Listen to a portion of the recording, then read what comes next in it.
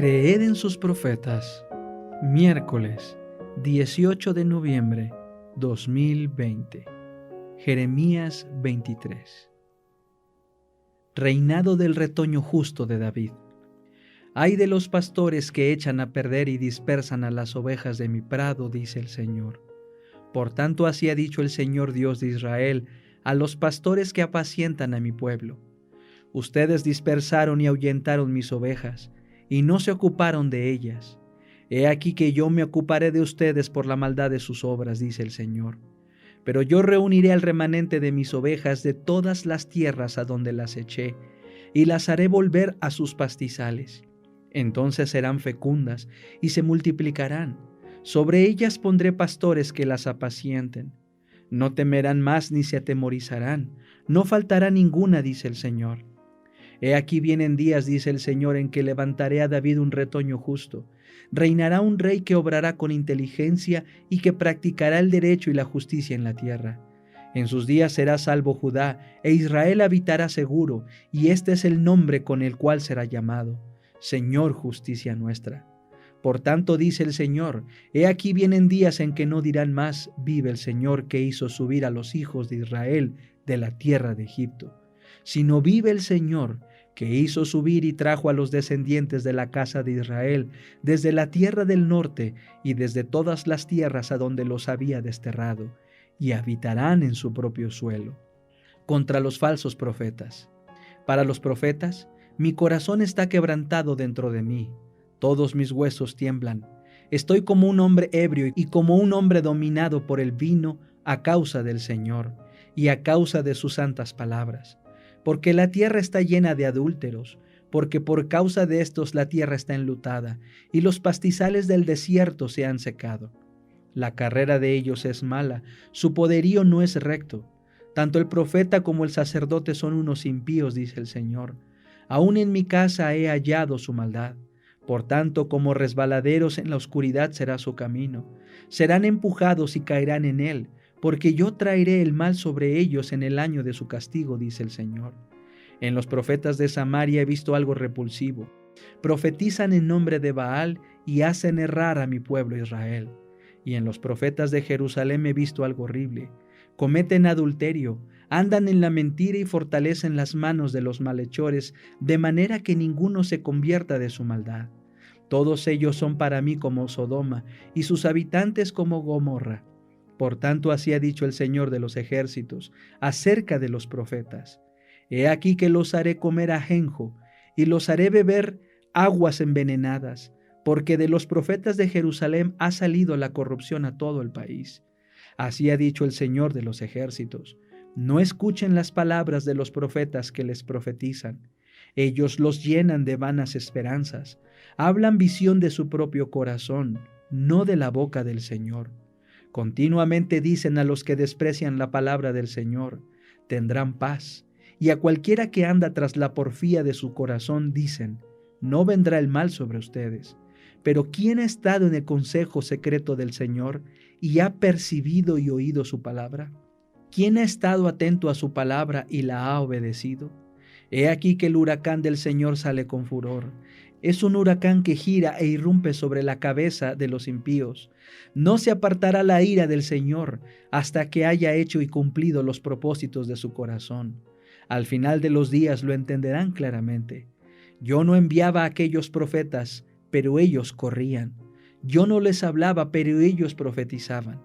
Si hubieran estado en mi consejo secreto, entonces habrían hecho oír mis palabras a mi pueblo y les habrían hecho volver de su mal camino y de la maldad de sus obras. ¿Acaso soy yo Dios de cerca y no Dios de lejos?, dice el Señor. ¿Acaso podrá alguien ocultarse en escondrijos para que no lo vea?, dice el Señor. ¿Acaso no lleno yo el cielo y la tierra?, dice el Señor. He oído lo que dijeron aquellos profetas que en mi nombre profetizan mentira, diciendo: he soñado, he soñado. ¿Hasta cuándo? ¿Qué hay en el corazón de los profetas que profetizan mentira y que profetizan el engaño de sus propios corazones? ¿Acaso con sus sueños que cada uno cuenta a su compañero, piensan hacer que mi pueblo se olvide de mi nombre, de la manera que sus padres se olvidaron de mi nombre por causa de Baal? El profeta que tenga un sueño, que cuente el sueño, pero el que tenga mi palabra, que hable mi palabra con fidelidad. ¿Qué tiene que ver la paja con el trigo?, dice el Señor. ¿No es mi palabra como el fuego y como el martillo que despedaza la roca?, dice el Señor. Por tanto, he aquí yo estoy contra los profetas que hurtan mis palabras, cada uno de su vecino, dice el Señor. He aquí yo estoy contra los profetas que con sus lenguas hablan lisonjas y proclaman: el Señor dice. He aquí, dice el Señor, yo estoy contra los que profetizan sueños mentirosos y los cuentan, haciendo errar a mi pueblo con sus mentiras y con su liviandad. Yo no los envié ni les mandé, ningún provecho traerán a este pueblo, dice el Señor. Cuando este pueblo o algún profeta o sacerdote te pregunte diciendo: ¿cuál es la profecía del Señor?, les dirás: ustedes son la profecía y yo los rechazaré, dice el Señor. Al profeta, al sacerdote y a cualquiera del pueblo que diga: profecía del Señor, yo castigaré a tal hombre y a su casa. Así dirán cada cual a su compañero y cada uno a su hermano: ¿qué ha respondido el Señor? ¿Qué ha hablado? Nunca más se acordarán de decir: profecía del Señor. Porque ¿acaso ha de ser profecía la palabra de cada hombre? Ustedes pervierten las palabras del Dios vivo, el Señor de los ejércitos, nuestro Dios. Así dirás al profeta: ¿qué te respondió el Señor? ¿Qué habló el Señor? Pero si dicen: profecía del Señor, por eso ha dicho el Señor, porque dijeron profecía del Señor, cuando yo les mandé decir: no digan profecía del Señor. Por eso, he aquí que los olvidaré por completo y los arrojaré de mi presencia a ustedes y a la ciudad que les había dado. Pondré sobre ustedes afrenta perpetua y eterna humillación que no serán olvidadas. El ministerio de curación, capítulo 14. Ministerio entre los ricos. Hay otro peligro al cual están particularmente expuestos los ricos, y su existencia ofrece también un campo de acción para el misionero médico. Muchos que gozan de prosperidad en el mundo y que nunca se dejaron arrastrar por los vicios ordinarios, se encaminan a la ruina por el amor de las riquezas. La copa más difícil de llevar no es la vacía, sino la que está llena hasta el borde. Esta es la que exige el mayor cuidado para conservarla en equilibrio. La aflicción y la adversidad traen consigo desengaño y tristeza, pero la prosperidad es lo más peligroso para la vida espiritual. Los que sufren reveses pueden simbolizarse por la zarza que Moisés vio en el desierto, la cual ardía sin consumirse. El ángel del Señor estaba en medio de ella. Así también en las privaciones y aflicciones, el resplandor de la presencia del Invisible está con nosotros para consolarnos y sostenernos. Muchas veces se piden oraciones por los que padecen enfermedad o sufren infortunios, pero los hombres a quienes se otorgó prosperidad e influencia necesitan aún más nuestras oraciones.